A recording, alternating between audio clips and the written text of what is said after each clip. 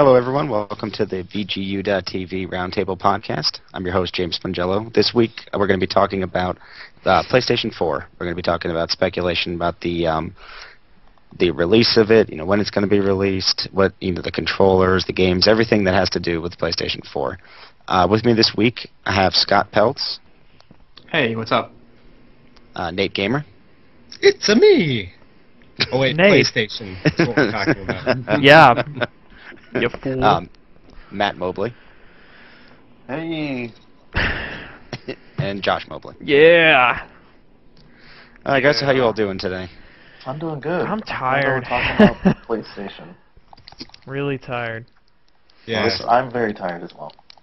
I had a Okay. stressful day. Mhm. Also, We're all tired. We're all with pretty tired. about the PlayStation 4. we're all pissed off and ready to talk about the PS4. Alright, so the first topic that I have is the announcement and the release. So the first thing I want to talk about, the announcement of the actual console. So obviously we all know another PlayStation is coming, but it hasn't officially been confirmed Blech. or announced. So do you guys think we're going to see an announcement before, at, or after E3 of this year? Before. I Definitely personally before. think- I personally Wow, that's think pretty it'll be confident. I'm pretty confident. Yeah. I'm a pretty confident Josh. man. Well, why do you think before? I feel like it has to be E3. Like, E3 is still a big show, right? Yeah. Like, whether or not E3 is relevant anymore, it's still, people, at least in the industry, pretend that it's relevant. I think and it's relevant. It feels like where they have to announce why it. wouldn't it be relevant?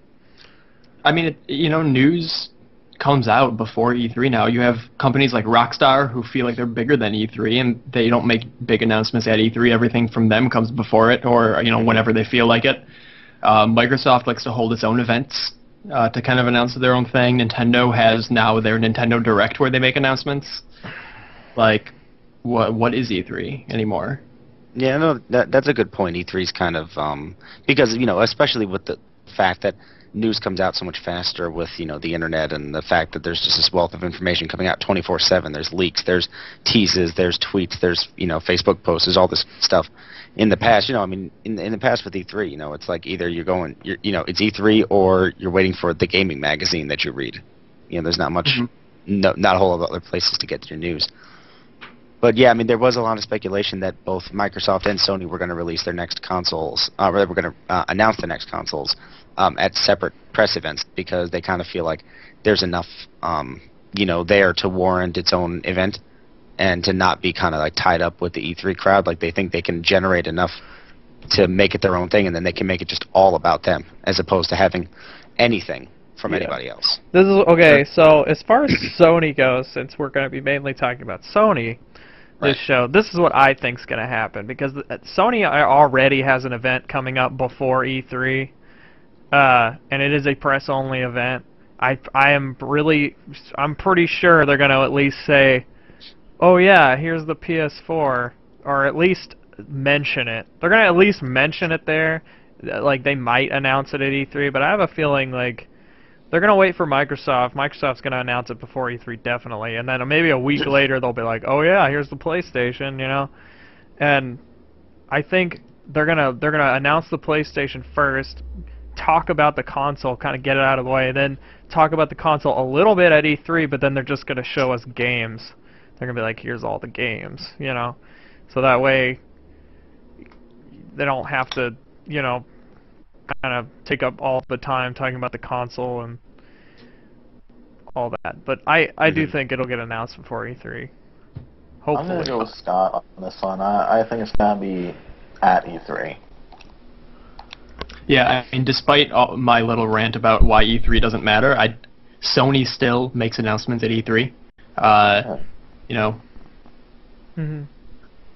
Did they announce the Vita they announced the Vita at Yeah. No, Yeah, didn't they announce it at like Tokyo Game Show? I think so. They showed it off. I think first they at E3. They showed it off Yeah, at Tokyo they Game Show. announced it E3 was the pricing. And the Vita name. Vita name, When yeah. they said That's it's the right, yeah, Vita, so because when it first got announced, it was the NGP. It was the Next Generation Portable. That's right. Yeah. Yeah. Oh man, NGP. Yeah. So So I guess it was sort of announced at E3. It was shown at Tokyo Game Show, but it was talked about at E3, right? Yes. Is that right? Well, I mean, they Okay. did talk about it at E3. The Tokyo Game Show is later in the year. So, like, when... I'm pretty sure... Oh, okay. So Wait, so now- they showed it off at E3 first. And I they don't gave even specs know. It and wasn't stuff the at Tokyo Game previous Show? TGS. We need to that look they this showed up it. now, because I'm getting confused. Because... came out last February. God damn, it's already been a year? Yeah. Feels like it was man. like 2 months ago when I went to that midnight launch. It has about 2 months of content on it. So, I know. At least it's all on PlayStation Plus. Yeah, you know, I didn't play it for months, and then when PlayStation Plus came back, I play it all the time now, because I got all kinds of free stuff to do with it. The device was announced on January 27, 2011 at the PlayStation meeting in Japan. And then the PlayStation meeting. And then it was and then the name, the Vita, and the release and pricing information came out in June at E3. Okay. Oh, that was at 2011. Okay. Right. Yeah, and then it came out the following year. It came Right, so out. it came out beginning of It came out in 2012. Japan. It came out in in Japan like in 2011. Yeah, like the end of 2011, and then we got it like We got sorry, it in February. we got it like 2 months after, something like that. We got it in February. Yeah. Yeah, I think it's February. Um, Alright, so Well, anyway, I guess one more note on that. What I think is going to happen is everything about the system is going to leak like a month before E3, and we're going to know every single thing Sony's going to say about it, but they're going to announce it anyway. Yeah, it's gonna be like the PSP Go. yeah, I was just gonna Yeah. say that. That Yeah. was hilarious. At least Worst they kept acknowledged secret. it was the worst kept secret of E3. I know that was actually kind of funny when they got up there and they're like, "Yeah, well, you all know what's coming." Yeah. So here it is, you know, the worst PSP ever. Yeah, so joke. You can't play Birth by Sleep on it, so why bother? Well, I mean, if Birth by Sleep had a downloadable, Yeah, that's Square Enix's problem, I think. that's Square Enix's fault, not Sony's. Well, yeah, I know, but I mean, they didn't do a really good job of like supporting the Go much. Like only like certain games were downloadable. I mean, they're making the push now. I think every Vita game now has a download. Yeah, Yeah. no, sure. Which is It's what I. going to be downloaded. Yeah. Like, next generation consoles, I don't know, man. I'm pretty convinced that we'll get to it. I don't even want to talk about that stuff yet. I think it's going to be announced before E3 and then shown off at E3. And then we still won't know shit about it. Like, they won't show us the controller or something stupid. Like Just Nintendo, when did. they were like, the revolution. And then we'll hear word about that, like, 2 months prior to the actual release of the system. They'll be like, oh yeah, it's the Vita. No, I'm kidding. Alright, does anyone have anything else about that? The controller? No. No, before and Just the after. very first question that we asked. Okay. I still think it's going to be at E3. I think they're going to wait. But, I mean, Yeah. I won't Either be way, surprised if it's before. Either way, we're gonna see. It looks like no one's saying after. No, How they're would not they going to do wait that long. They wouldn't do that. They're not gonna do that. All right. Especially if So- Microsoft like brings something to the table. Sony's gonna have to bring something to the table, and Microsoft always goes first anyway. So it's, Well, yeah. Here's a question. Well, actually, I mean, we're still talking about announcements. Do you think Sony might plan on not announcing it, but then Microsoft shows it off, and so Sony makes like a last-minute adjustment to be like, okay, we have to say something? no, I just think. I think they, No. if they were planning on even thinking about doing that, I think they would have some kind of like a pre-scripted, option A, option B. Option A, Microsoft doesn't do anything, and then we do this. Option like B, it was- Microsoft does something, we do this. I don't think they're gonna kind of be like, I think oh everyone no, kind of. we have a press conference tomorrow, and Microsoft just announced their new console. Everyone, scramble! We have to come up with something. Here's Yeah, the you thing, don't think though, they're gonna I have mean, like Yeah, it that would never be reactionary? like on the fly. Here's the thing. There's corporate spies everywhere. Like they always know what their competition is up to. Like Sony knows what's in the freaking Xbox, and Microsoft knows what's in the next PlayStation. It's not like Microsoft's going to come out on stage and say something, Sony's going to be like, shit, we should have put that in there. You know, it's in there. Oh, I'm sorry. You mean like with the 6-axis? Yeah, I guess. I don't know, but anyway. Like there's no way that 6-axis was in there before Nintendo announced the Wii. Truth.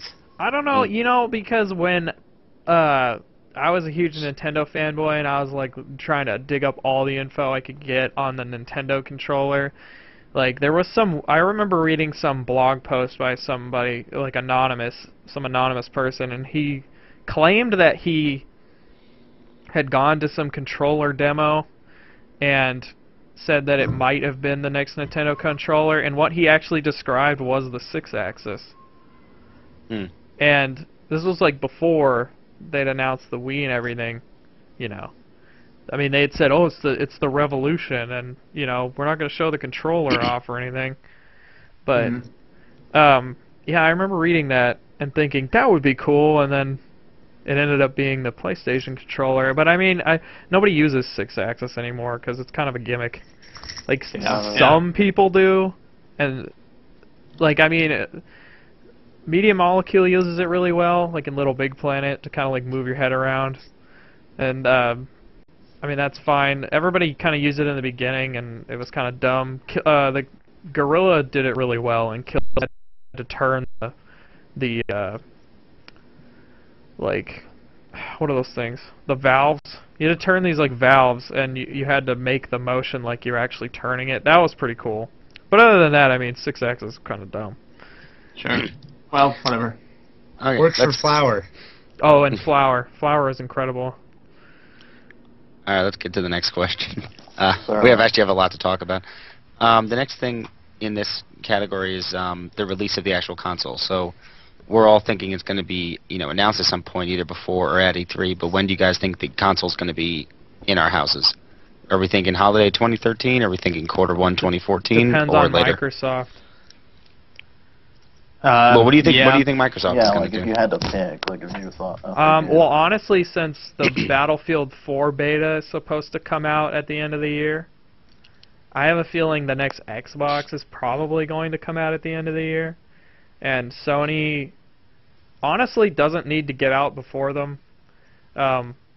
Didn't they say as much? Didn't Cosplay say that they're not looking to release before Xbox? Yeah, and Yeah, they they don't need did. to. I mean, if you look at what happened with the 360, because I went and did all my research when I wrote that post about why Sony should wait, the PS3 actually outsold, like the PS3 launch actually outsold the Xbox 360 launch. It was just that like eventually, you know, the Xbox had sold more because it came out earlier. But if you look at the trends now, Sony has officially surpassed, like they've shipped more consoles. They're only behind like 3 or 4 million units sold. They're not that far behind like Microsoft in terms of consoles. The Vita's sold 4 million worldwide, and I don't know why people keep saying that's a flop. They're saying it's selling low expectations, which I mean, yeah, it's not great, but it's not like it's not flopping, honestly. Like Certainly. it's still doing decent. I think just compared to the 3DS, it's doing poorly. Well, yeah, compared to the 3DS, it's like a freaking train wreck. But if you just look at it on its own, it's doing fine. Is the word I would put for I would say it's doing fine. The Dreamcast did pretty fine there for a while. Yeah. Yeah, but I mean, there were a lot of things that kind of went into that. So Nate, are you saying that Sega's going to come out with a handheld now to kill the Vita? Oh God, Game I Gear. hope so. Time for The next comeback. Game Gear installment. The Dream Boy, The Dream Boy. Dream Gear. That's Dream Gear. I saw a Game Gear at this. There's a store in our local mall. Everything in there is overpriced, but I like going in there and looking at Hot everything. Toys. Oh yeah, Hot Toys. Everything is so overpriced. This guy wanted like $60 for an Atari 2600, and I'm like, you freaking kidding me, dude?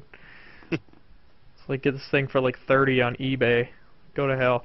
Anyway, like They had Game Gears in there. I forgot how freaking huge those things were. I had one when I was a kid. It's funny because like the console's huge, but the screen is like really tiny. Yeah, I was playing a Game Gear today. Not to get us further off topic, but I was playing a Game Gear today, and it sucked. I hate that thing. It's terrible. Yeah, it's awful. It's pretty awful. The only reason I wanted it is because I had a Sega Genesis and I wanted Sonic. I wanted Sonic the Hedgehog. Yeah. But anyway, I guess back to the topic at hand. I think that we will see it early next year.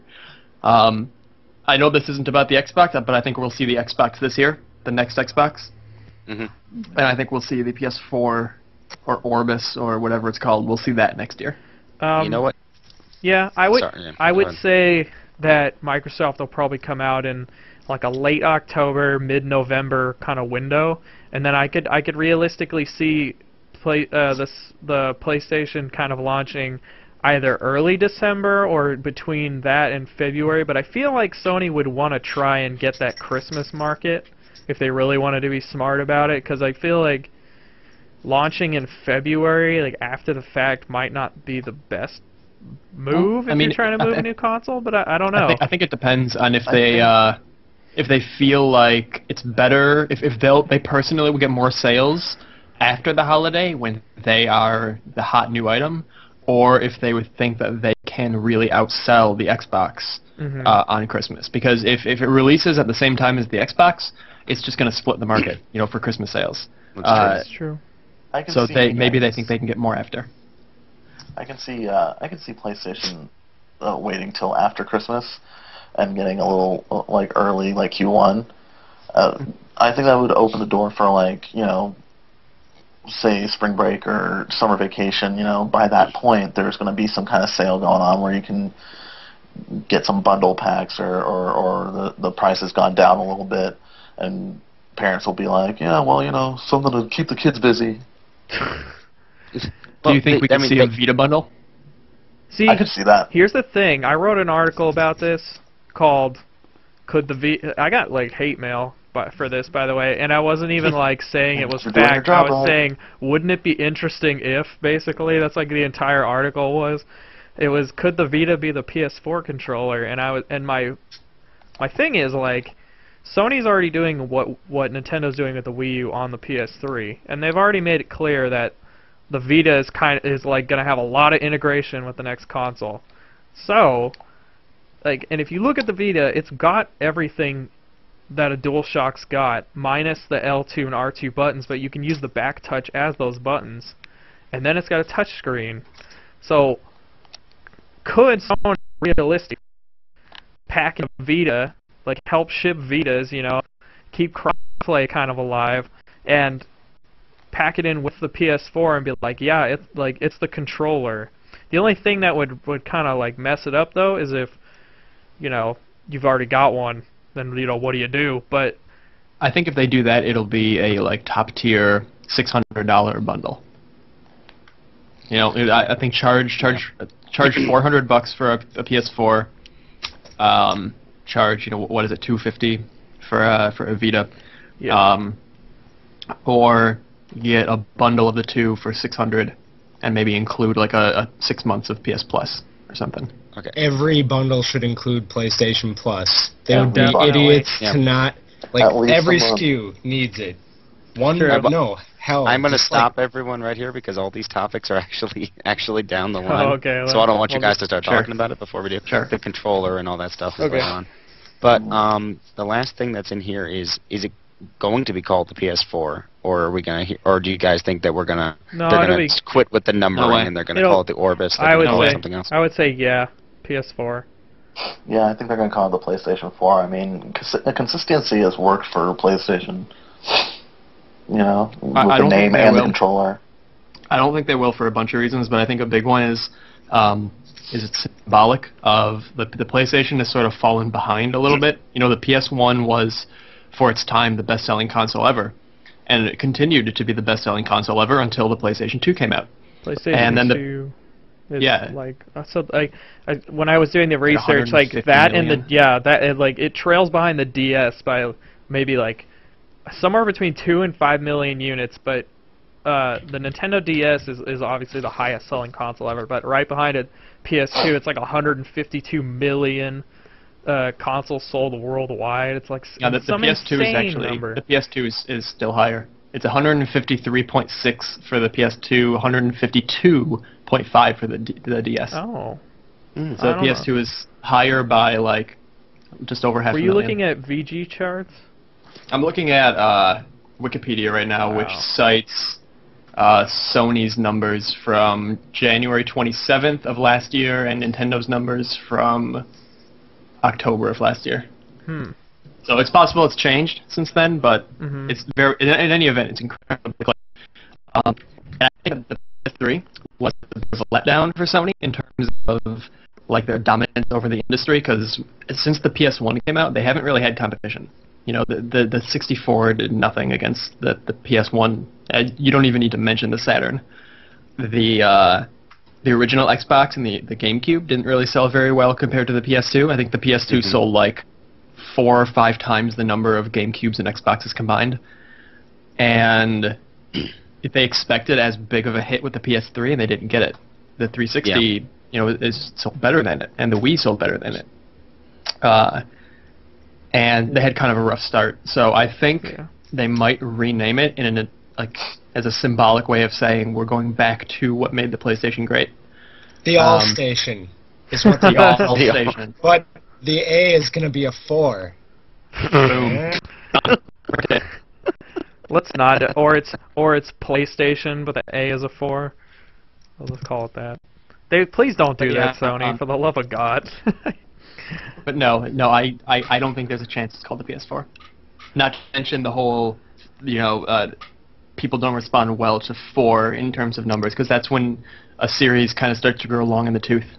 I'm not saying it can't work. Like Halo 4 is fine, but it's. I mean, look at the next Gears of War. Look at the next God of War. Right there, it's. Or There's no the Mario 4 and Sonic 4. There's no Mario 4. There's no Sonic 4. Or there's now, but. I mean, I do agree with a lot of your points, but to the point of the numbering, I think a lot of the problem with the 4 is not necessarily just that the number. I think it's more of the fact that, like, say Gears of War, they're going with a prequel because they wrapped up their trilogy. Yeah. Like, a lot of these things have a story structure that's a trilogy, so when they go to the next one, they generally don't want to go to 4 because, you know, because usually after a trilogy, they decide, let's do a prequel, let's fill in some of the blanks or something like that. That's where a lot of people tend to go, because they want to like have a satisfying ending to the trilogy, so they don't necessarily want to have it so open. It's weird so that they could do a 4 really easily. It's weird that you mentioned that, because like God of War Ascension's not even technically God of War 4. It's like a prequel, and weird enough, the new Sly Cooper is technically the 4th game. Like, it's the 4th. You know, it takes place after 3, but it's not called Sly Cooper 4. It's just called Sly Cooper Thieves in Time. So that's a little weird. I don't know. Well, I mean, I think too that it's right. You're right. The God of War and Gears of War are prequels, but I mean, you have to look at why they're prequels, because trilogies are what we accept. Like, if we were as a society or as people were more like into the idea of a 4th entry into a series, trilogies wouldn't be the big thing. But everything is a trilogy because we resonate with the number 3. The number 3 is kind of like the, you know, quote unquote perfect number. I like. I don't disagree completely, but I think that's based more on story structure. Like, we accept trilogies because of the story structure. But if you're talking about a console, there's no real story structure to the releases of the consoles. The releases of the games, obviously, there's a story. Are we going back in the timeline, or the characters and everything? For game consoles, it's just 1, 2, 3, 4, 5, whatever. It's just numbers for a console. Sure. I just hope they don't call it Orbis. I don't like that name. I mean, I'll still buy it because I'm a PlayStation nerd and I love my video games. I gotta buy everything. So, but goddamn, I just really don't like that name. And I feel like people won't love that name. They'll be like, PlayStation Orbis. That sounds weird. That sounds dumb. I don't know. People said that about the Wii also, and I don't know. Look at that. I think the Wii's fine. I mean, I think it's a terrible name. Just funny, but it turned out okay. Like, it sold do you feel funny saying Wii now? Like, not really. Wiener. No. Wiener. I don't like the name Wii, but I mean, but it's not offensive. Yeah. I got All right. So do you guys have anything else to say about the naming before we move on to the next topic? I think that it's going to be the PlayStation 4. That's all. I would say that too, but I mean, time will tell. Yeah, I see. Like, I think Scott makes some good points about that, but I'm not sure that they want to divorce themselves from the numbering just yet. Yeah. But this is definitely the time to do it. I would say if they're going to get rid of the numbering, this is the time to do it. Right after third one. That's definitely. Also, right. The only thing they'll never get away from is the name PlayStation. Yeah. Yeah. There's a lot of speculation that this would be like the last console generation, which I don't know if at the last, maybe the second to last, but because digital distribution's taking its whole thing going on. But I think we're kind of getting to the insides and everything later. So I have a couple points to make about that, but we'll talk about that then. Okay. Yeah, actually, it's funny. That's a good segue because the next topic is what's inside. So we're gonna. So I want speculation about what's inside the PlayStation 4. Mine was still kind of about the name, but that's okay. I was gonna say, there's that whole rumor that the next Xbox is just called Xbox. So I was saying, what if I could realistically see Sony just calling the next PlayStation just PlayStation. PlayStation, yeah. Play Space Station. Yeah, we talked. Yeah, two words or. Because wasn't the first one just called the PlayStation? I think it was just PlayStation. It was Sony PlayStation. It was PlayStation, and then they had PSX, which was a little smaller one, and then they when PS2 came out, they had PS1. The smaller one was the PS1, like ONE, and PSX was like a DVR that was Japanese only. I mean, it's generally referred to as PSX usually now. Yeah, that was like a nickname. Yeah. But they released an actual product called the PSX in Japan. Which was it was like a DVR, I think, like recorded stuff. Interesting. Fascinating. Yes. Anyway. Okay, ready to go on? Yeah. Okay. So let's talk about. Now, I'm not sure how many of you guys have any kind of much technical knowledge, but let's talk about what we think it's going to be capable of. First off, I know one of the biggest rumors about it is that it's going to have 8 core processors. Woo! That's a lot. I don't know what that means. You know what? I don't know what that means either, so someone bail me out and just start talking Imagine about having 8 arms, okay? 8 really strong arms. And they can all they can all either lift one really big thing at once or a whole bunch of pretty big things at once also. That's pretty much what that's actually not a bad analogy. Thank you, Scott. Basically, with PC gaming, having multiple cores will games that are programmed that are written to take advantage of that can dedicate cores to different parts of the game. So if it has intensive AI and an intense physics engine and all this stuff that would be CPU intensive, you can kind of separate each of those things into different cores to kind of it makes your experience a little smoother. So it's not one arm trying to do all these things at once. Okay. So basically, more cores means it's more efficient. Or maybe it's less efficient, but it's still capable of doing more. Better at multitasking. Okay, I was going to tell Nate, I was like, you had me at 8 arms. Yeah, no, 8 arms works. Enlighten me, how many core processors does the PlayStation 3 have? 2 or 3? Something like that.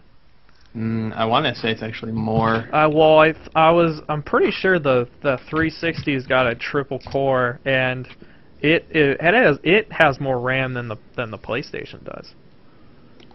It does, though. I actually think that the PlayStation might have more RAM, but it dedicates. No, I'm sorry. I think you're right.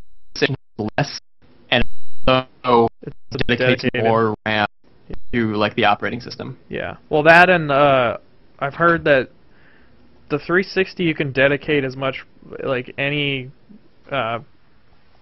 you can partition as much RAM for graphics as you want, whereas it's like locked down on the PlayStation 3, like 250 something gig or megabytes half are for graphics and the other 250 megabytes are for RAM. Like you can't change that.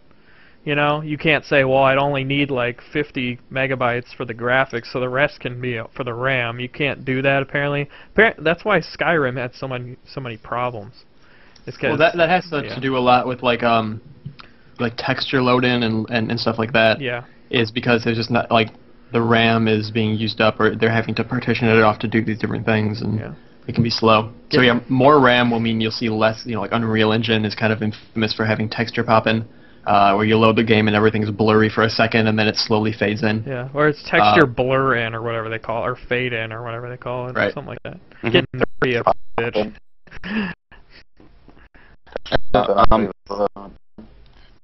that sounds right. Well, pop-in is when it just kind of goes like, Pop-in would be like when it goes pop. When it just like appears, but it's like popcorn, right? Like it starts off as a little kernel, but then it gets to how does that happen? Yeah, but I know that when they went to Gears 2, it was running Unreal Engine 3.5, and a big thing is they didn't want textures to pop anymore. They fade in, so you'll notice like as you play the game, they don't really like just appear. The textures like fade in, sort of. It looks less, jagged, I guess. I don't know. I understand. It's still annoying, but it's like less annoying. It's not just like, oh man, it was like a gray block and now it looks like a pillar. Instead, it kind of fades into a pillar, sort of. Sure. If you get what I mean. Yeah. If you saw it, you'd know what I was talking about. It's just really hard to explain. To bring it back to the Retrovision episode from last week about first-person shooters, Trespasser. Oh my God! I knew he was going to say something. Games to do that, to have low-resolution things, and as you get closer, it makes them higher resolution. When you weren't around, I said I said something about how you were going to mention Trespasser. You totally did. Greatest game of all time. That's all I'm saying. So, and in addition to that, what kind of memory do you guys think that the system's going to have? Because obviously a lot of the PlayStation games for the PlayStation 3 need those mandatory installs and stuff, and people have been needing a lot of space. We're looking at more games using more content. So, well, I think what do you guys think they're going to pack? The install had a lot to do with the RAM itself. Like the RAM is allocated a certain way on the PlayStation, so they had to install it so that it could run correctly. But they're doing that less. When the PS3 first came out, like almost every game you had to install. Now it's like almost none of them you have to install. Like only a few. The Assassin's Creed games, yeah, you have to install. It's only certain ones.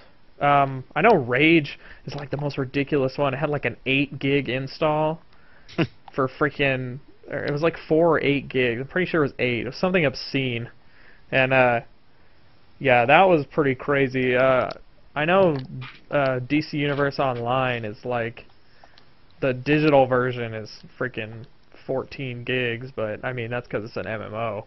It's gonna be huge, but most game installs aren't that much.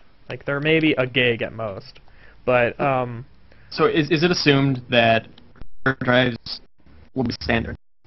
Oh yeah. Yeah, I think so. Do you think they'll be swappable again? Yeah. Well, hopefully they do it like really Sony did, that. where they let you just swap out any old laptop hard drive, so you can go get like a half a terabyte and smack that thing in there. I didn't like the whole proprietary thing with the Xbox, because like you're practically paying double for like half the space, But sure. Yeah, I hope they give us more space, because I remember when the 360 launched, like, yeah, it's got a 20 gig hard drive. That shit ain't enough. No, not now. Yeah, that 20 became like a 250. Yeah, after, my PS3 is 120 gigs, and I run out of space constantly. Like Oh, remember, Microsoft also launched with an option to not have a hard drive. Yeah, that's the one I got, but I bought a hard drive with it. Because, I mean, when the 360 launched, it was hard to get one, so I was lucky to get. Wait, the 360 launched with the arcade? The arcade and the premium. You could Oh, get I the didn't know 20 gig hard drive, or you could get the... Actually, it was called the Core system. Oh, okay. Yeah. That's right. And it Yeah. came in a green arcade came box. by Or in later. premium. Yeah. And the premium ones were going for like pretty pennies, and I got a Core one and then bought a hard drive. Yeah. Those were good times though. I actually liked the way the Core 360 looked. Getting off topic, like I actually liked the way it looked better than the premium, because the premium had the weird like chrome disc tray. I hated that. Oh, yeah. I thought it was ugly. But Yep. yeah. Okay. Do you guys? Well, anyways, about... Oh, I'm sorry. Go ahead. Oh, I was just gonna ask if there were any other topics within, like, the power or the specifications that you guys wanted to bring up. Well, in It's terms going to be able of to like, tech, replicate a human brain. Yep. It'll be able to run Toy Story graphics in real time. Finally. Yeah, probably. Toy Story graphics.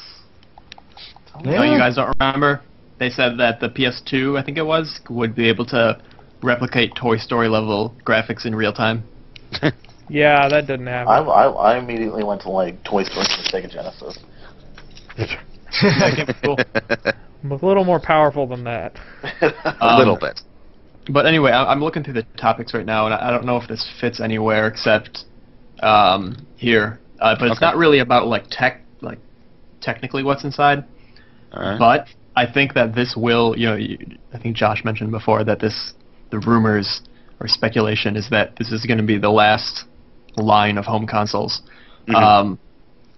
I don't think that's true, but I think that it will be the last line of traditional home consoles, meaning a system that you put discs in and a game comes up and you play it.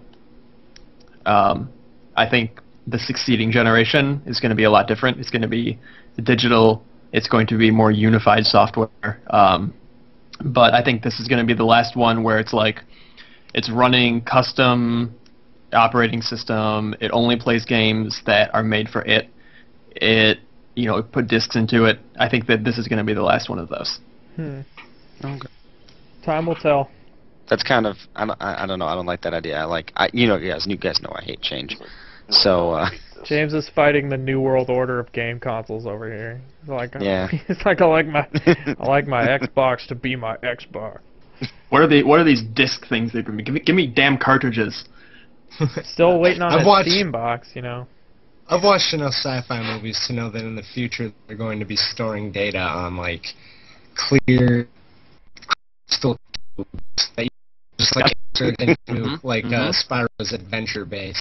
yeah. And that's what it's going to be. Spyro's Adventure. This whole time, Skylanders has been our look into the next gen of gaming. Yeah. They're going to be like, you just go buy an action figure, like this is Call of that'd be Duty, and you so smack it cool. down, and you have the whole game right there. Dude, if games became action figures, that would be perfect. Like, that'd be way better than the digital thing. Like, then you get a toy and a game. Like, bam, you're First set. it was cat simulators, now it's action figure video games.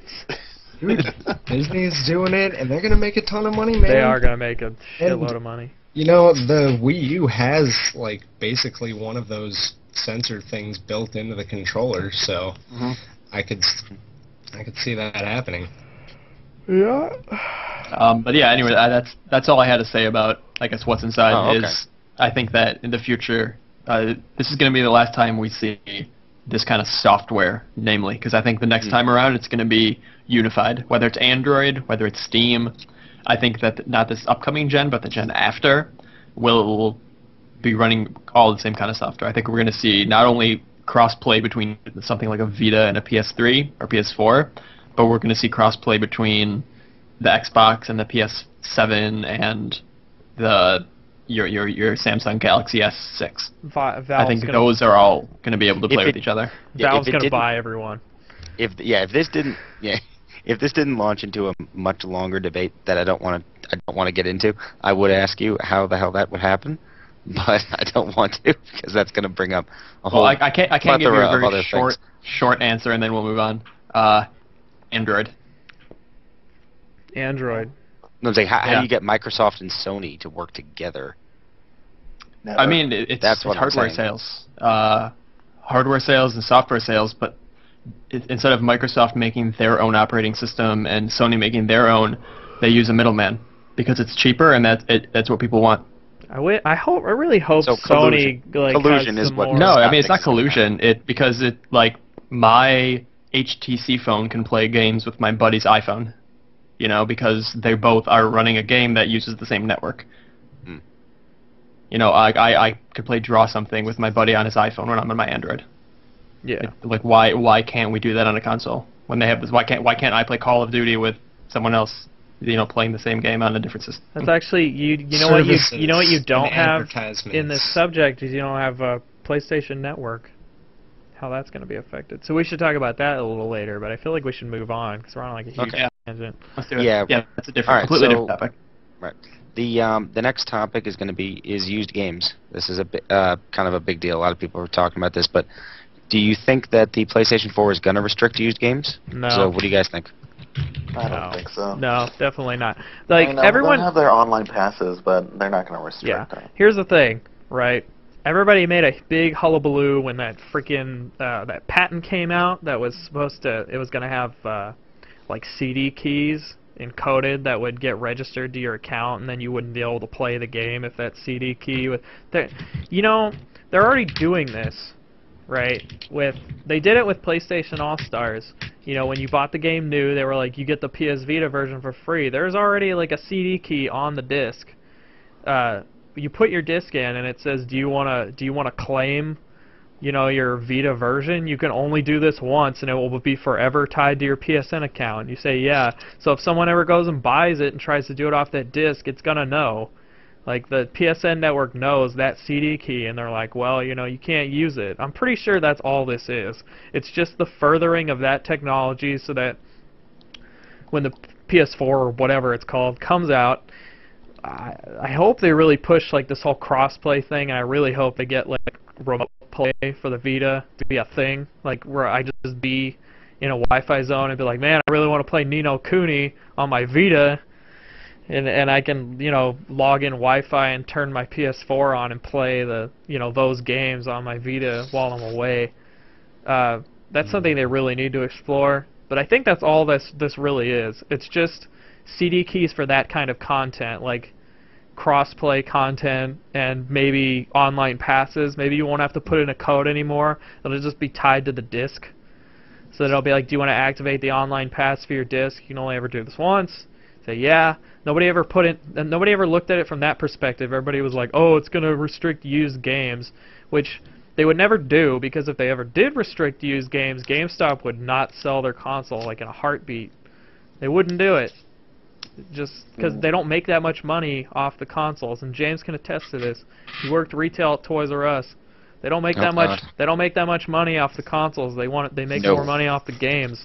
Well, video games in general have a kind of low profit margin, right? Isn't it like something like $35 or $40 per game for a retailer to bring in that they're only selling for $60?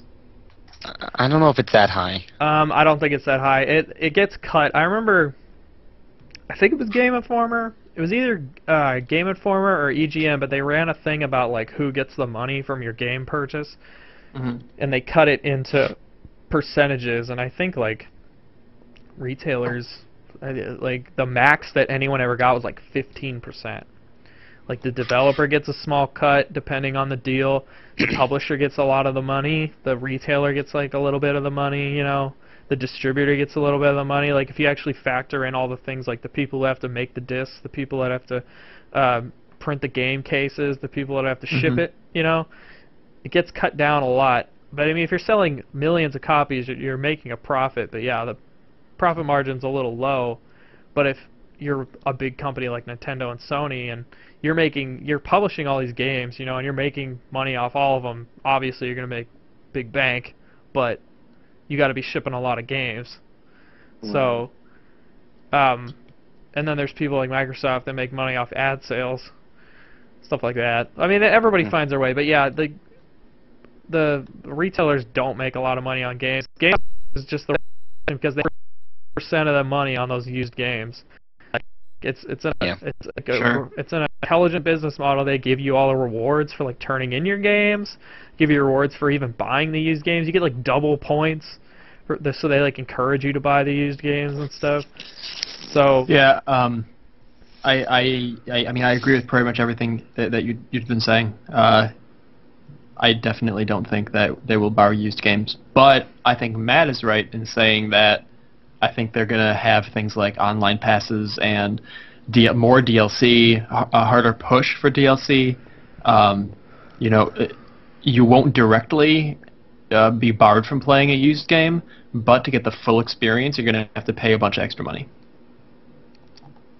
Like it's like Project $10, right? Where you if you have a used game, you have to pay $10 to play online if you don't have that one-time use key.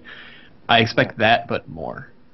Yeah, you know, it's funny that you would say that because when I was looking up this, because I saw that there was, remember Josh was talking about that patent, but I was actually looking at something that came out more recently, and there was a report that came through Kotaku about the new PlayStation 3 or PlayStation 4, you know, rumors and stuff, and very similar to the next Xbox as well. They're hearing reports from sources that both of them are going to restrict used games, but the way that they would do this is basically that if you buy a game, it has to be locked to a specific PSN account. So then, basically, if you buy the, if you sell that game off to somebody else, they would unlock like a trial version or something like that, and then you'd have to pay a fee to unlock the full game. Mm-hmm. So I think that's kind of like the next step in the online pass thing is kind of like, you know, instead of just an online pass for multiplayer content, it's basically just an online pass to get past the demo, which is kind of shitty, but maybe it would be a little bit less expensive than buying a full game. Yeah, I mean, it's whatever they're going to do, I think, to try to get you into either buying a new game or giving them more money after buying a used game, because again, companies make no money off that used game sale. GameStop is the only one that profits. Like you know, like you said, they get 100% of the profit. I think also they're going to have probably a harder push for you to buy the game digitally. Maybe charge you $50 or $55 instead of $60 to buy the game digitally. Yeah, I mean, Sony does that with the Vita games, which I like. They need to kind of take that Steam approach. Like adopt the deep sales, deep discounts. I really hope like people, you know, especially Sony with PlayStation Network, they needed to really like take a page out of Steam, like what they're doing over there at Valve, because man, they got everything. Yeah, it's very, very progressive.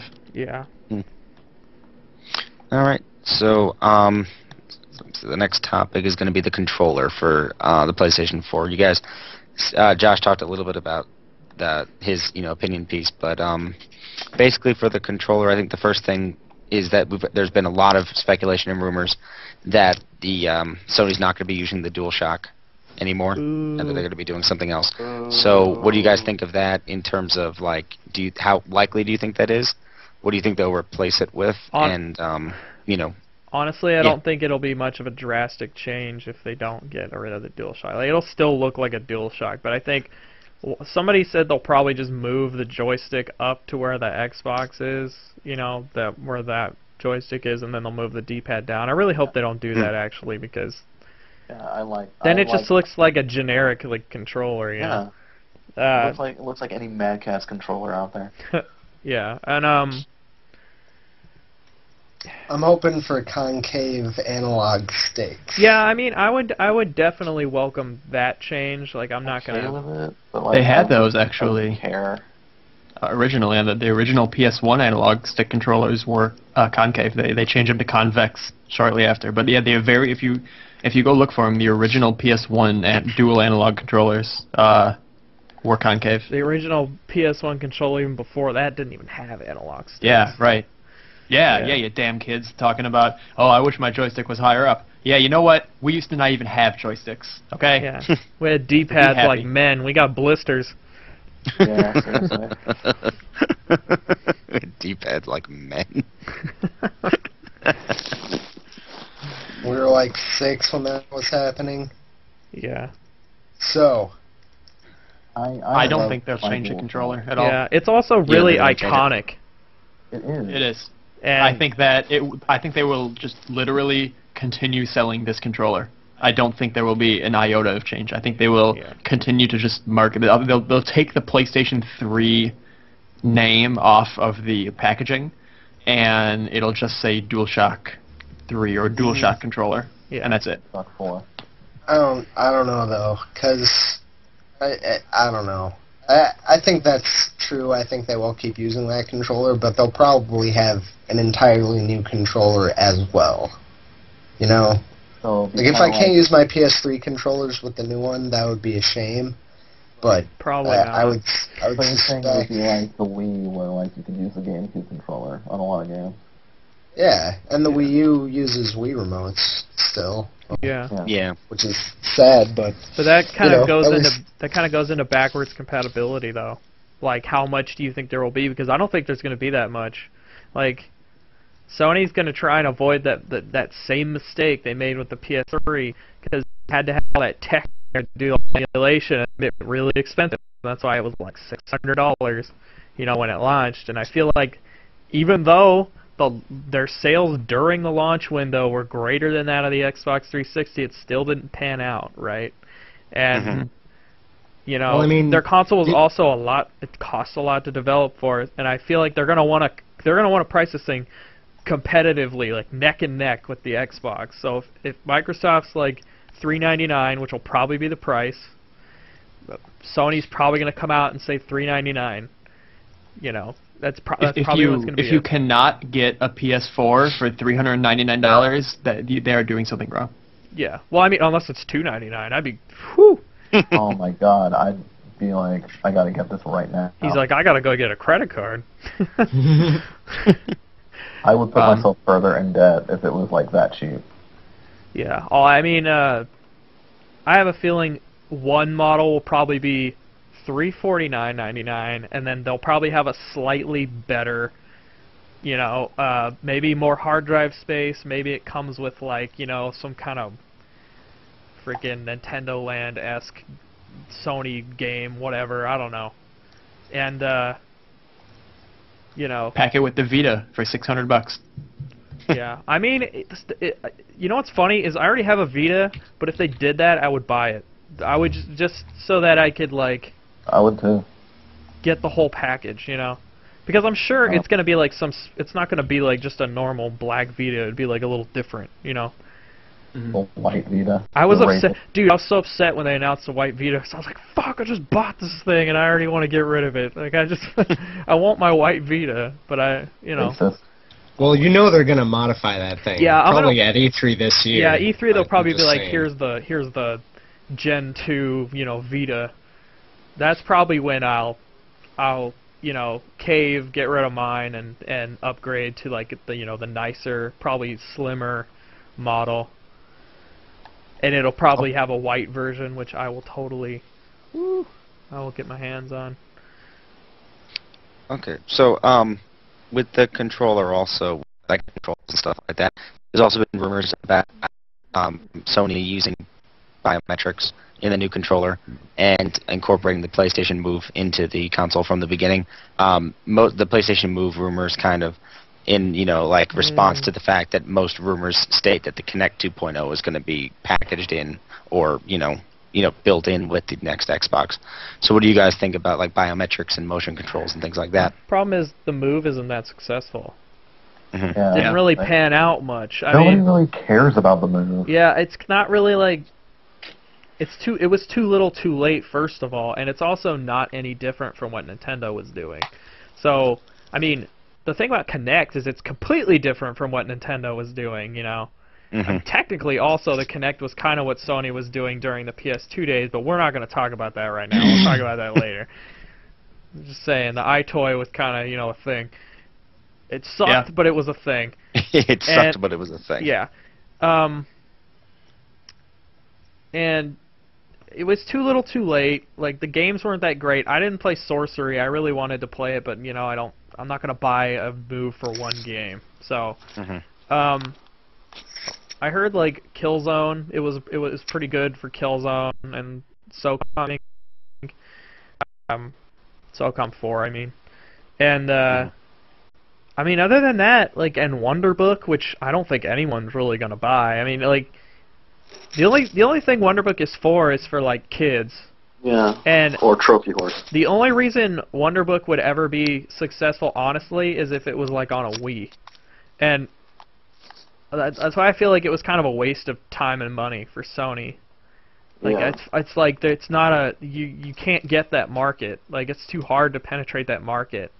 If Nintendo Especially had done this it, late it would have in the been game, so too. easy, because, like, you know, kids love the Wii. It's kind of the, I don't mean to say, like, people that play Wii have a kid's console, but I'm saying that, like, the Wii, not the Wii U, but the Wii was kind of the kid's entry console, sort of. Like, it didn't have a lot of super violent games other than, like, Mad World, you know, and then it didn't really have any mature games. It was kind of, you know, aimed for kids who are just getting into video games, or, you know, the family that didn't really play video games but had it, so that if they were ever like, let's do Wii bowling, like, you know, they could do that. It wasn't really like a gamer's machine, whereas, you know, the Xbox kind of, there's like hardcore gamers on the Xbox, but the majority of people that have a 360, at least the ones that I know, play Call of Duty and Madden, and that's it. And then Yeah, I agree with you that Okay. Wonderbook was like a really bad idea, especially this late in the game. Wonderbook was not a very good idea, but I feel like they're gonna abandon the move. I feel like they should abandon the move, because it's just, It was a gimmick. it's I mean, not really you know, panning out. And I feel like the cross-controller support for Vita would probably be a better thing to focus on, but I'd rather Sony took the high road and said, you know what, we're a gamer's machine, we're not trying to be Nintendo, and we're not trying to be the center of your living room like Microsoft. We're trying to be, like, first and foremost a gamer's machine with, like, all these other stuff, you know, because I like Netflix on my PlayStation, you know, but I do too. when I think about my PlayStation, I think of video games, and I like playing them traditionally. I don't really like the whole move thing. I mean, I wouldn't be opposed to the Vita being the controller, because I think that'd be really cool and stuff, but I mean, we'll see. Microsoft's also doing the same thing. They got Smart Glass, so it's not like you can say, oh, if Sony does the whole Vita thing, they're just copying Nintendo, because Microsoft's doing the same shit, even with Kinect. So I don't know. We'll see. But I would rather, if they do modify the DualShock at all, it's just the sticks. I'd rather they don't move the sticks, just make them concave, and like keep the design, because I mean it's a comfortable controller. It is. The sticks, maybe a lot of the complaints over the sticks that they're not tight enough.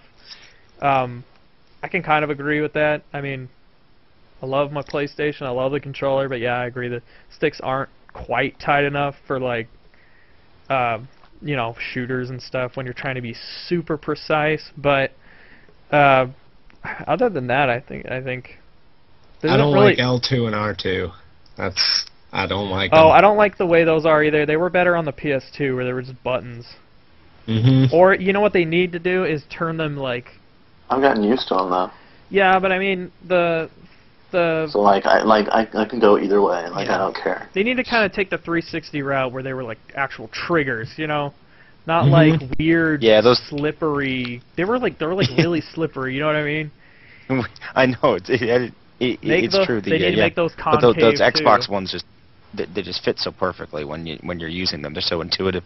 The PlayStation ones are a little off, you know. Yeah. So that I would say, instead of replacing the DualShock, just modify it. Just make it better. That's all. Like, And put a Yeah, touch I can screen see on them. and put a touchscreen on it. 6-axis 2.0.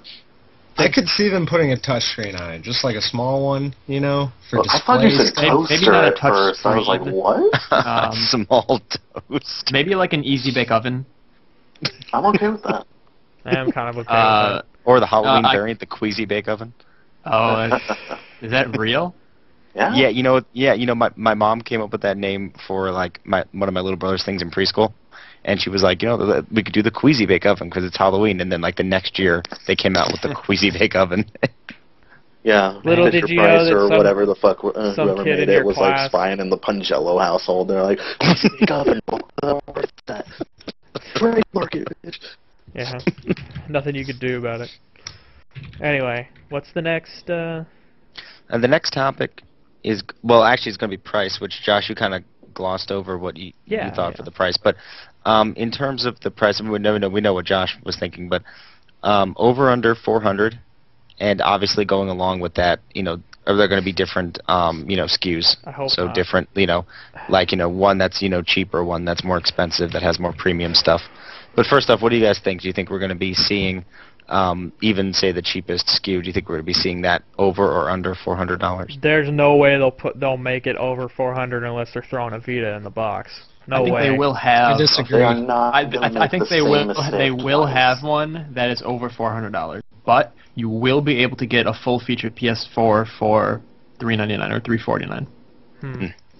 Well, I think that there will be some cosmetic upgrade, or maybe it'll come with like 2 controllers or something, or like a game or PlayStation Plus or something, and that'll be your $450, $500 bundle. I'd rather they just did it. I don't know about anybody else, but I hate the SKUs thing. Why can't they just have one box with all the same stuff in it? Because it's price Because point. people, Like, it's price.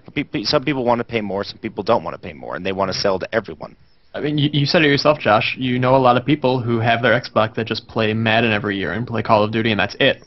Those people don't need the top-of-the-line 500 gig hard drive, fancy this, packed-in games, all that. They don't need that. They're perfectly happy with a, bottom-tier system as long as they're checking off that Call of Duty or Madden box, and that's all they'll ever use it for. No, I But for guess some there's people, a that's point not to be enough. said about that. I cannot see pricing it over $400. I just can't. Unless they're throwing a Vita in there, and it's like the whole package. Like the biggest of the biggest PlayStation fans are gonna buy that. And then maybe they'll have the smaller one that's $400. It doesn't come with a Vita. Comes with the new DualShock in it, and just maybe like 3 months of PlayStation Plus or something. And then if you buy the one with the Vita, it's like a year of PlayStation Plus, and then the Vita and a controller and like a pack-in game or something. But I mean, honestly, I cannot see them putting it over $400, because I honestly don't even think they're gonna have a SKU where they throw a Vita in. Like, it's just. No, probably not. It was all speculation, and it's a nice thing to think about. Like, when you think about it, you're like, man, that would be really cool, but there's just no way, Mm-hmm. That'd be like akin to Nintendo having a $450 or a $500 Wii U box that came with a 3DS. Like, it's the same thing. It wouldn't happen. Well, Yeah, I mean, I think there's a bit of a difference, because Sony has already said that they want a lot of connectivity between the Vita and the PS4, whereas the Wii U is kind of just a big 3DS. Yeah. Like, I think there's more potential between a PS4 and a Vita connection. But on price point, I think that you will see 2, and I think it's going to be $399 and $499. And I think the $499 one will mostly be a cosmetic change. I think it will include maybe a year of PlayStation Plus and maybe some kind of bigger hard drive or pack-in. Though honestly, I feel like these companies can't get away with charging a ton of money for hard drives anymore, because hard drives are pretty cheap. Like, and everyone kind of knows that. Like, there's no way Microsoft is going to get away with charging $100 for a 20 gig hard drive again. And I don't think that hard drive size is going to be the major difference between SKUs. I think that you're going to see a $399 bundle that's going to be your system, your controller, and that's it. And I think you're going to see a $499 bundle that is going to be, I don't know, a white system or something, or a black system with chrome on it, or some cosmetic change, and maybe it'll include a year of PS Plus and something else to make up for the price discrepancy, or maybe it'll just be $50 more and it'll have PS Plus and something else. But I think you will absolutely see 2 setups. They actually need to push PlayStation $400. All I know is that I doubt you would have. they're definitely not going to make the same mistake twice and go like over 400. $599 US. Yeah, exactly. They're not going to do that again. I think you could giant hit up crabs or whatever. Giant fighting crabs. I still think they can have some kind of premium system that's going to go up to like upwards of like 500, but I think 500 is definitely a cap for like the premium one. Mm-hmm. They're going to be too gun shy to put out another $600 console, regardless of what they put in it. You know, I mean, a bundle is a little different than saying but I mean, it's like you're not going to see anything above 500 that's just the PlayStation 4, but it has a bigger hard drive. That's not going to happen. But 500 is like the cap, I think. Yeah, I mean, 500 like it would be kind of pushing it for me. If it was $49.99, I'd be like I'd want to buy it, but I'd be like, man, you know, I wouldn't like myself. $3.99 would I be down. Like as soon as they announced that thing, I would be at the front door of GameStop. Like, when can I reserve this? Because I'll be there day one. There's no way I am not getting my hands on one like day one. There's no way. I'll punch old women like in the face if I can get one day one. That just sounds like another Saturday for you. Yeah, that's true. Where's my PS4, Sony? I've punched so many women. Domestic violence is not funny. That's not. Anyway. I know this isn't about the Xbox, but I'm going to make a call here. PlayStation? The Xbox is going to be $100, 50 to $100 cheaper than the PS4. I could see that. Yeah, I could definitely see that. I like that Scott accidentally said Xbox, so he was like, this isn't about the Xbox, but the Xbox is... Actually, I didn't mistakenly say Xbox. I left a word though. Okay. You meant to say. I know like this podcast topic isn't about the Xbox. Okay, I thought you meant like what you were about to say. No. Well, technically, I mean, it was decided. kind of about. Well, this podcast is about the PS4, and you were kind of just comparing the price. I mean, that's a big part of it. Microsoft is, their #1 competition. Nobody's going to catch up to Nintendo. Well, they might with the Wii U because it's not selling very well, but they're not going to catch up to Nintendo. They're probably not even looking at Nintendo as like competition, really. They're probably just looking at each other. Yeah, it's Sony and Microsoft for certain.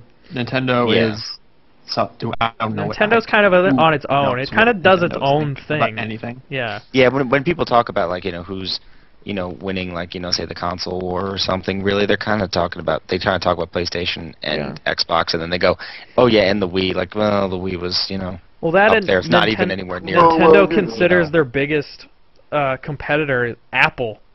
Right. Oddly enough. Which is that is of all the things Nintendo has done and all the crazy things they've said and assumed, that is probably the smartest thing that they have assumed that no one else really, like Microsoft and Sony, have kind of brushed that question off. But yeah, mobile gaming, man, cell phones, again, this isn't about Sony, but the iPhone kind of changed what the term phone even means. And gaming device is definitely under that purview now. Well, I think yeah. Go ahead. I think Nintendo is more worried about something like Apple, because I think they could take away a larger chunk of what's working for them, because they have the handheld that's selling really well, and mobile games are going to be in direct conflict with that, and they have more social family games that they can get to the kids. That's what mobile games are going to come after. You're not going to see a whole lot of people who are like hardcore Call of Duty players or hardcore or Uncharted or Halo or something. Those guys are not going to be like, well, I wish I could get this on like a tiny phone. No, they want it on their TV screen. Yeah. it's So a cinematic experience. I think what you're looking at is Nintendo is definitely more in competition with Apple, but I think it's by virtue of the fact that it's what Nintendo offers. So I don't think that that, and I mean they offer. I don't think PlayStation and Xbox are worried mainly about the much. DS. think That's it why should they're be. worried, because it's like the DS, right? One of the highest selling consoles ever. 3DS not so much, but it's doing really well. Sold like over 20 million units worldwide, something like that. And I mean, look at iPads and, like Scott said, the iPhone and all that. They're way more than that, and it's just, I don't know. It's different markets, but let's get back to the PlayStation. Yeah. Okay. If there's nothing else about price, the next topic is the launch library. Everyone always talks about, what games are going to be there, because you can have a great piece of hardware. If there's no software for it, who cares? Yeah. So there's been speculation that Watch Dogs is a next-gen title. Mm-hmm. There's also been speculation that Beyond Two Souls could be a next-gen I title. don't think so. So Now, what do you guys think? What do you guys think about those two? Well, And the likelihood that we they'll be know launch that- Watch Dogs will be both. Yeah, Okay. I could see that. Beyond, definitely not. PS3 title. Mark my words. Mark that shit. But I think it's way too early to assume just like, yeah, these are the games that are going to be out day one. Like, we don't know that. We don't know anything. The only games we know that are going to be probably next gen are Watch Dogs might be like both, because back when, we were transitioning to the 360 and the PS3, like there were still, both. I could realistically see that being both. There's a lot of rumors that say Destiny, Bungie's next shooter, is going to be a 360 game and a 720 game. I could honestly see that. But also there was some news the other week that Quantic Dream was working on that Singularity game after that domain got bought. It was SingularityPS4.com. There's nothing on it, but Sony did buy it. So the rumors that that Kara demo, or was it the Kara demo? Was that what it was called? Yeah, yes, that's the rumors that is actually now going to be a game, and that's a PS4 game. And honestly, if that's true, it's definitely not a launch title, because they probably just started working on it. They like said that wasn't a game, and then everybody loved it so much. It seems like they kind of want to turn it into a game now. But no way it is a PS4 launch title, especially if it's coming out at the end of the year. It's not like they can just kick a game out, in a couple months. Especially a game of that caliber and like visual grandeur, I guess. But I mean, and the only other really next-gen games we know about is Battlefield 4, which we know nothing about other than there's a beta at the end of the year, and Thief 4, which we also know nothing about other than the fact that it's being made and it is a next-gen title. So I mean, I feel like once we see the console, they're going to show us a couple games, and a couple of them are going to be launch titles, but I mean, I don't expect like 20 games or anything, to come out. Well, yeah, that's kind of like the next question. What, how many launch games do you think are going to be available at launch? Like, do you think maybe 5 to 10? Like you think 6. Less than that? Like 6 at the Like most, 6. to be honest. Yeah, you gotta have. I think it's going to be a pretty big lineup. I can tell you, Ridge Racer will be there for sure. Oh god. I mean, really, I'd be buying the Ridge last Racer. Sony console has never launched without a Ridge Racer. Really? Yeah. PS1 had Ridge Racer 1. PS2 had Ridge Racer. Was it Revolution? Is that right? I don't know. I'm gonna look this up. Wasn't the No, PS2 launch PS3. library not even that good? I think PS3 had 6. I don't Ridge know. Racer 6, not 6 Ridge Racers. Well, yeah, I know. Is the whole launch lineup Ridge Racer?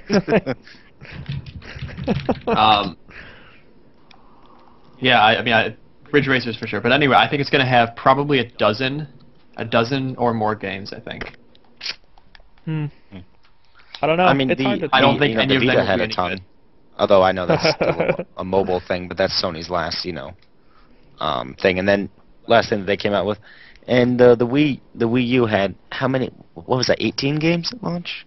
I don't know why I have that number in my head. It was something around Okay, there. here I've got a list here.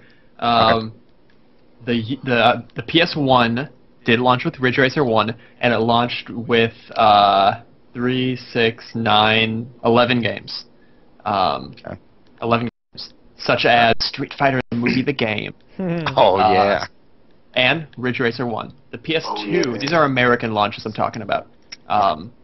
The American PS2 launch had a crazy launch lineup. It had 1, 2. Man, this had like almost 30 games. Wow. Wow.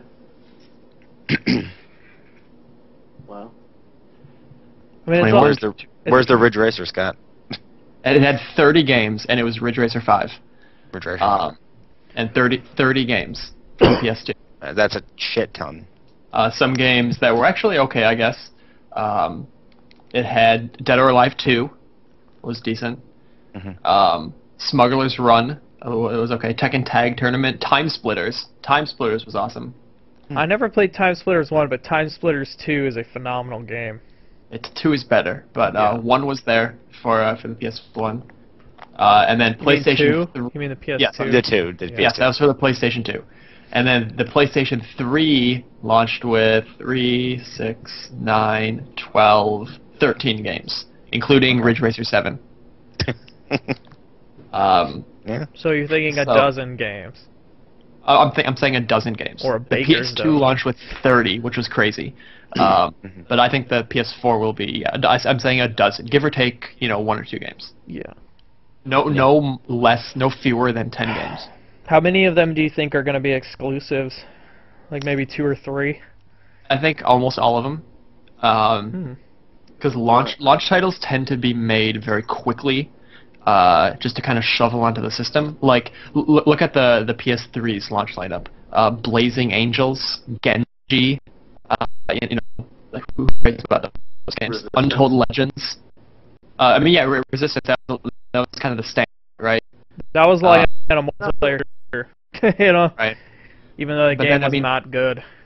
Then after that, you have your sports games, your NBA's, NHL, Madden, Ridge Racer, Tiger Woods, Tony Hawk. But yeah, like half, maybe almost half of the PS3 games were exclusive. For PS2, God, like every game was exclusive on the PS2. No. But that was a different time. So I'd say most are going to be exclusives. The sports games won't be the. I think that you'll see maybe. You could maybe see like a Black Ops 2 Complete on the next console. That'll have all the DLC and it'll be higher res or something. But yeah, I'm saying a dozen games, and I don't think any of them will be any good, except Ridge Racer 9. Except Ridge Racer. Well, what if, like, a lot of people are saying that these Uncharted launches every 2 years, that maybe we'll get Uncharted 4 as a launch title. I don't think so, but I think that would be amazing, like, if they had that. They'll have at least one of those bit. They'll have either that or Infamous or one of those two. Don't even get me started, Nate, man, on that Infamous. I'm just saying, there's gonna be an Uncharted and Infamous at the PlayStation 4 launch, or like really shortly. Something thereafter. like that. Yeah, I would be surprised if there wasn't something like that. And I knew Naughty Dog did have a, if I'm not mistaken, they had a small portion of their development team working on a different project that wasn't The Last of Us that we don't know what it is yet. And that's a possible potential. It could be anything. I mean, that small portion could just be doing DLC for Last of Us, but we don't know. Among the 4 Uncharted games, they've sold over, it's probably more now, but when they reported on it, it was like 17 million copies collectively of all those games. Sony's going to want to keep pushing that, Well, definitely. They're going to be like, hey, I don't think we'll see any AAA titles at launch because immediately when a generation of systems launches, it's kind of like a transitioning period, which is why you kind of end up seeing those halvesies titles that come out on the current generation and the next generation. Like there was a Need for Speed on some system. I think Ridge Racer 7 was on PS2 and PS3. Call of Duty 3 and Madden. Like you don't see the full potential of the new system until a little while into its life, and I don't think Sony would want to blow I their guess, load early. undermine the power of their system by releasing something like Uncharted that is going to be one-upped graphically in 6 months by something. They're going to want that game to come out and look so mind-blowing, and at launch, no games I don't think are going to look that mind-blowing, because they're all going to have been made in like a year, and it takes time to unlock like the power of a system, Yeah. you know? Well, that, and if all these rumors and all these reports are to be believed, they've had the PS4 dev kits for a while, at least over a year. They're just now getting the final dev kits, and they still have another year, you know, Right. to Presumably, develop. yeah. So you'd imagine that they're not just gonna announce the console and pull like a Sega Saturn, you know, and just make really quick games, you know. I imagine that the PS4 launch titles that we're gonna see when they come out are already at least 30 to 50% done. Like, Yeah, I don't think they're going to look much better though than PS3 Well, no. games. I think they're going to have anti-aliasing. They're going to be higher resolution, and that's it pretty much. That'll pretty much be it. I mean, I agree. The graphics aren't going to be like a major jump. They'll probably look great, but I don't imagine they're going to be a major jump. I think the major jump is going to be in RAM and processing power and just how much stuff you can actually do. Smoother experience. Way smoother experiences. Hopefully better operating systems and net codes and all that. Mm-hmm. But Yeah. Do you guys have anything else you want to talk about with the launch library? Anything? not I think really. we kind of covered what we Other have here. than backwards Day one compatibility. digital. I think that you'll be able to get every game on there digitally day one. Yeah. Oh, Sony's gonna want to push that definitely. So they're gonna Yes. Actually, going back a second to SKU launches, I think that probably, if not in all of them, at least the higher-end premium model is going to come with money in like a code for money in your PlayStation wallet. It's essentially going to come with money to say, buy stuff on our PlayStation Store. Yeah. We'll get them hooked into the PlayStation Store. Right. Exactly. Because Yeah. that goes back even further to our discussion to used games. You know, that is going to be a way they'll get away from used games, is include in their launch bundles, you know, if not digital codes just to have games. Like, let's say, theoretically, you know, let's say they do have an Uncharted. A bundle with a high-end system, a premium system, that new Uncharted will come bundled with it, but digitally. Interesting. And I bet new Or new how bundles about, will have only digital games, no pack-in physicals. I think it's all going to be on PlayStation Plus. It's going to be a PS4 exclusive game that you get on PlayStation Plus, and then you can only keep it if you keep subscribing to it after that first free year. And, you know, it's not like the huge PS3 user base will really be able to access that game unless they buy the systems. So That, and also, speaking about PlayStation Plus, this kind of segues into backwards compatibility. I honestly, personally think that your PS3 physical games are not going to play on the PS4, but your digital downloads will. And I think the reason for that is because they want to cut down on costs, because, like I said earlier, they made a huge mistake, like packing in all that tech, because they wanted you to be able to play your PS1, your PS2, and your PS3 games all in one machine. And while that's great, it's fantastic, but it costs a lot of money, and it alienates a lot of people. So I think they're not gonna. I don't think they're gonna do that. I think they're just gonna say, you know, sorry, you won't be able to play your disc games, but everything you downloaded will. And I mean, people. I don't know. I don't think I don't know everything about will. that. I think they will be able to play those. Routes. I think we'll be able to play those discs, if only because it'll still be a Blu-ray player. You know, this is the first time PlayStation's releasing a console where there's not a new video media, like, or I mean, when the HD PS3 DVD is back. launched. Yeah, when the PS3 launched, there's the HD DVD thing, but now that Blu-ray is solidified and there's not really anything on the horizon that's physical, I think it'll still have a Blu-ray drive just so it can still say, oh, we can play movies.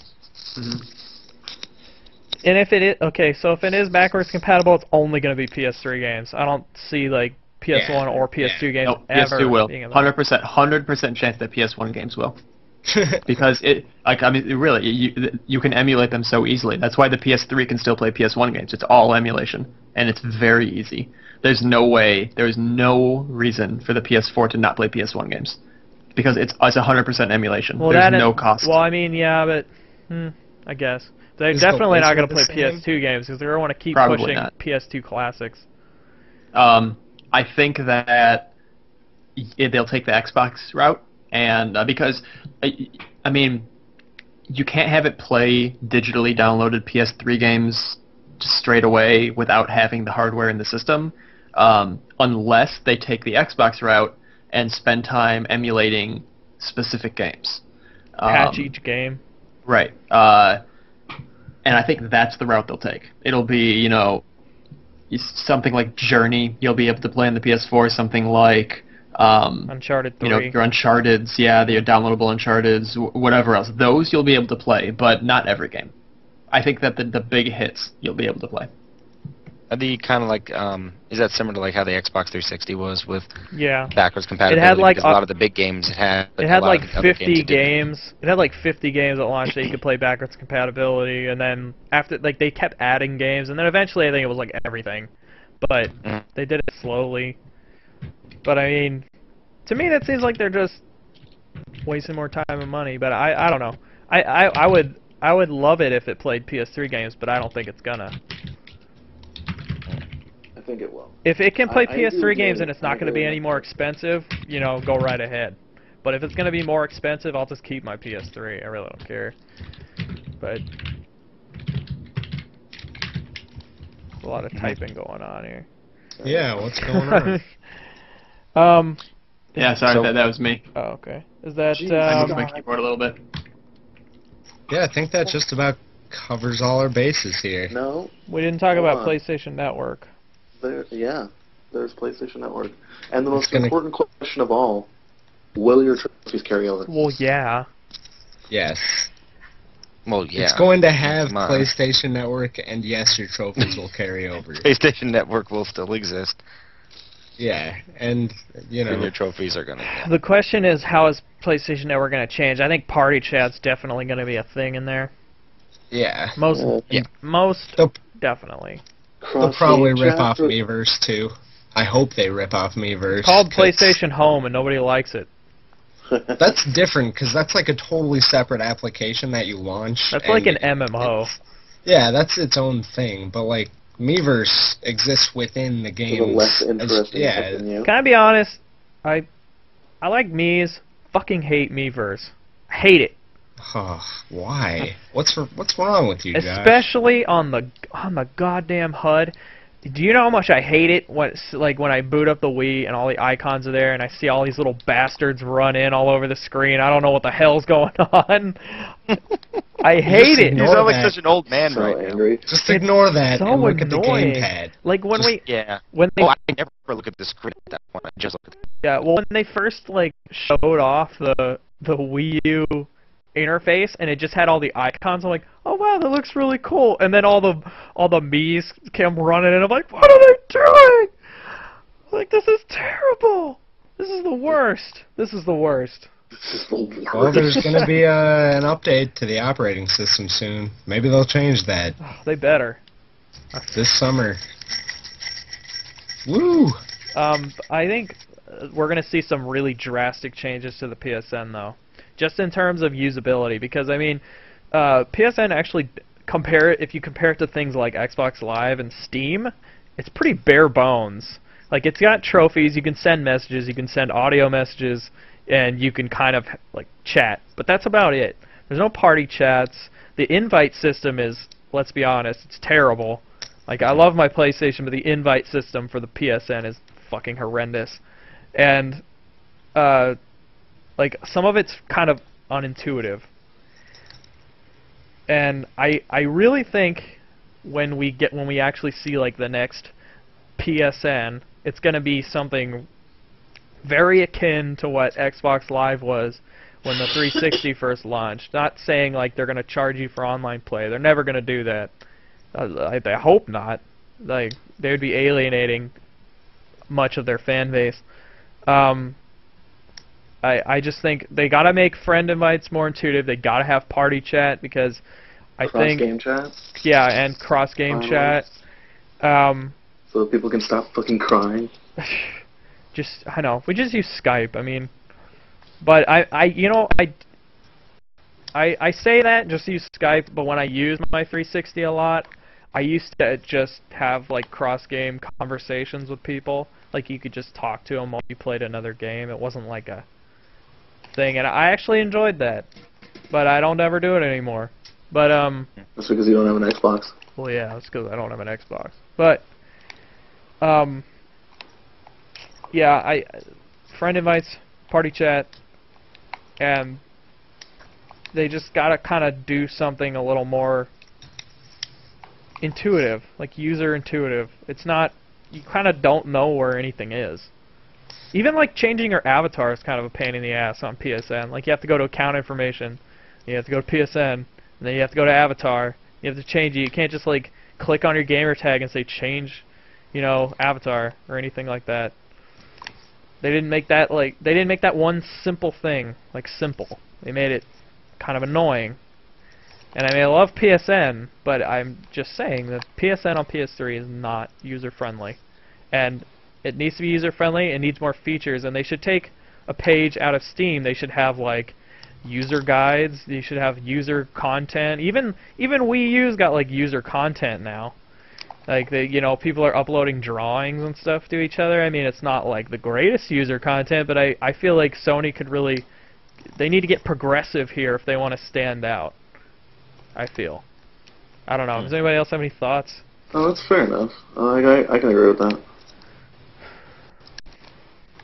Also, but in terms of what you were talking about, with like the invite system and some of the other stuff, that it is true the Xbox isn't is a simpler, and a better system. So it would be really helpful to PlayStation, since they're already gaining ground on Xbox Live, especially with things like PlayStation Plus. If they could fix up some of those things and then get your cross-game chat and all that kind of stuff, I think that's really going to help them kind of blur the line between, which is better. Because as of right now, it's easy enough to say, yeah, well, Xbox Live is better. I mean, you are paying for it, but you are paying for a better service. But PlayStation's working on getting there. Oh, shut up. But they're working on getting there, and I think if they get to the next level, if they fix up some of those things, better, why don't I have an Xbox? Because you're a PlayStation fanboy. No, I just know quality. Matt, what he means by when you're paying for a better service, like, A, it's more user-friendly, it's more intuitive.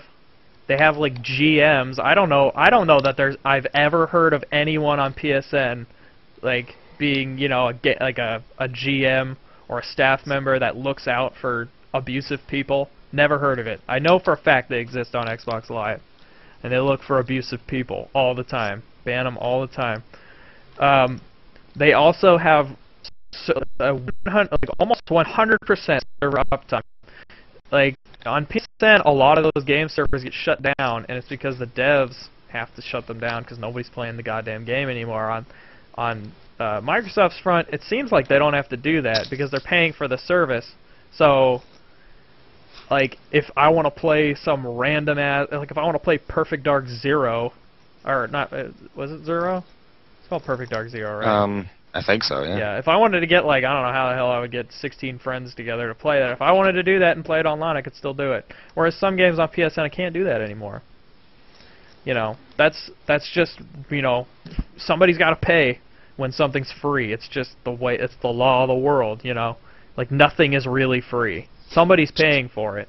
And when you're paying for Xbox Live, I mean, you're getting a kind of service out of it, whereas PlayStation, it's like, yeah, it works, and it works really good, but it doesn't work as good, and it's not, like, the best. It's like you're flying coach instead of first class. Like, people pay extra for first class for a reason. It's because they want to be more comfortable. They want to get better food, Coach, you're like stuffed between two fat people and they're snoring and you can't go to the bathroom. You know what I mean? That's kind of what it's like on PSN, sort of. Like, it works. You get to where you need to be, but it's not as comfortable. It's not as smooth a ride. But you're shoved between two fat people. But you know what? At Being least shoved between two fat people. yeah, at least on But PSN. it's not as expensive. No. But at least on PSN, yeah, it's not as expensive. Also, PlayStation Plus is I feel like it's just a much better deal than Xbox Live ever was. Also, you don't have to pay extra to use your Netflix, which I love. Keep doing that, Sony. You know, Yeah. keep flying with that. Cause But you have to pay extra to use Netflix on what, an Xbox? yeah, Yeah. we got to pay for gold to use it at all. Oh, I see what you're saying. Yeah. Okay. Same with Hulu. Like, so you got to pay on top of that, you know. And then I remember, like, when Phantasy Star Universe was coming out, people were complaining that if they already had gold, they had to keep paying, you know, on top of that. And I mean, that's just everybody accepts that. Like, they pay $60 a year just to play online, and they have to pay over that if they want to use, like, you know, the other features. Like, if they want to use Netflix, they've got to pay for Netflix and Xbox Live, regardless if they even play games online. You know what I mean? Whereas PlayStation, you can just pay for Netflix, and you got Netflix. You know. Hell yeah. Keep rolling with that, and I can't say this enough. PlayStation Plus, you guys, you freaking nailed it. All right. Sorry, there's like an ambulance or something. I kind of, yeah. I hear sirens. I think they're coming to get you, Josh. They're gone. No, it was like an ambulance. Anyway, Ambulance. they're coming to get me. You're in danger. Woo! But yeah, I mean, they just follow the Steam thing. I think it'd be great if PSN had groups. Like, Yeah, that'd be nice. that'd be amazing. I think that, like, you know, you keep mentioning Steam. I think that if Microsoft or Sony want their online service to be as successful as Steam, they need to take another lesson from Steam, and that is, like, force it on the consumer. If they're confident that their service is good enough and deserving enough to be, you know, at the forefront of their product, I mean, look at Steam. People were like up in arms when Half-Life 2 launched, and it required Steam. On day one, there were problems, servers going down. You weren't able to download your game. You weren't able to play your game because it couldn't like sync to the server. There were so many problems. But Valve knew that in order for their service to be a success going forward, they had to get people on board They had with to it. shove it down your throat. Right. You have to say, just shut up, just deal with it. It's going to get better, and it did. And now Steam is this incredible, you know, incredibly progressive system for Steam not is only buying but amazing. playing games. But it wasn't amazing day one. Like, I was there, man. I was in the trenches, and it was hard. Yeah. It's like, I mean, even I've noticed too, like, if you buy Valve games on disc, they make you use Steam. Because my dad had bought Left 4 Dead 1 on disc. It made him use Steam, just off the bat. But I mean, they can't really. I think the problem with consoles is not everybody has them online. Even regardless if half the people have them online, you know, not everybody's got that online service. So you can't really shove that down their, you know, throat in a sense. Whereas PC, it's like almost every PC is online, unless you're an old lady you don't have internet on your PC, you know. I just use it for typing. I just type things. I don't even send anything. I just type. I've got a whole book written on my computer. You move this little puck and that arrow moves around. Little bug. This little puck. I think we lost Scott. Did we lose Scott? Ow. Alright, well, I think we're at the end of our podcast anyway. Mhm. So, we'll just go ahead and sign off for now, guys. Thank you for being on the podcast. Thank you for sharing your insights into Thank you for PlayStation having 4. Let us know how Thanks you for having feel me. on the forum. Yeah, let us know. Go to the forum. We have, what is it, forum.vgu.tv? Yep. If you go there, you can talk to us We have a directly, PS4 ask us any topic. questions. We have, you know, topics about PlayStation 4 or, you know, any other kind of games, things like that. We discussed a few different games here. Mhm. If you want to start your own topic, go ahead. You know, we got we're trying to populate those forums. Mm. And We need also, We need your help. so get on the forum. You guys can also just, go on the site. We're redesigning it right now. It looks really pretty. Josh is making it look even more pretty. Looks pretty cool. Head over to VGU.TV for that.